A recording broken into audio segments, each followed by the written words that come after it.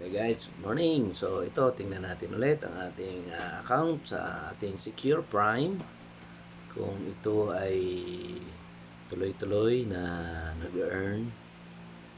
So ito yung ating platform, Secure Prime. Ito ang aking dashboard. At meron akong 33 times na akong nag-reinvest dito. Hindi pa ako nakapag-withdraw at wala rin akong downline. So, check natin yung investment ko. Meron ditong balance sa wallet na $23,503.43. So, ngayon, meron na siyang earning ulit na 3,359 dahil noong last week ay naglagay ako dito ng investment na 15,999 at nag-start noong September 7. So noong 14 nag-end yung contract ng 7 days. So pwede natin itong withdrawin. So click natin itong withdraw.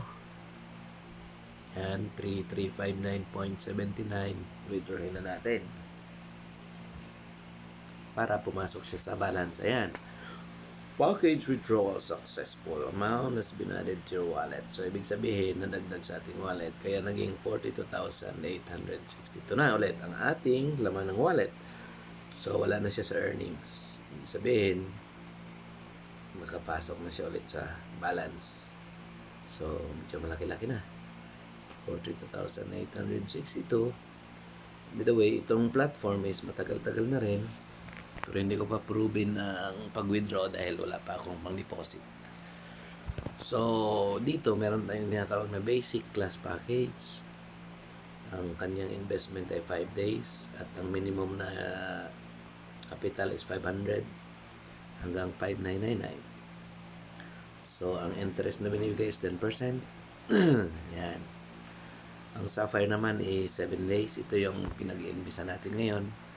At ang kanyang minimum na investment is 6,000 at may 15,999 maximum.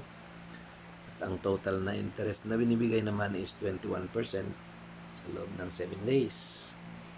So yan ang ininvest natin at winidraw nga natin kanina. Meron pa dito mga elite package, meron pa dito exclusive, tsaka merong platinum. So yan yung mga iba't ibang packages na pwedeng pag-invisan.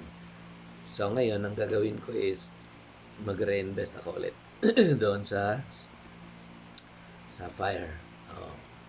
So i-click ko lang yung Sapphire plan. Click ko lang itong invest. Yan. And then lagay ko yung maximum na amount, 15,999. Gawin natin 15,999. Yan, para max out tayo. And then click lang yung proceed. Pag na-click na yung proceed ay mag-initiate na siya. Ayan, so investment successful. So lumabas na doon na pang 34 times ko na reinvestment dito. Kaya nabawas na ulit sa wallet, naging 26,863. And then ito na yung ating bagong terms of contract. Yan. So mag-e-end ulit ang ating contract ng 7 days sa September 22. Yan. So magbibilang tayo ng 7 days and then pwede na ulit nating withdrawin pabalik sa ating wallet balance. So yan guys ang ating isa sa mga pinagkakaabalahan dito sa online platform ng investment ng Secure Prime. Okay, so ilalag out ko na itong account. Yan. Okay, lag out na siya.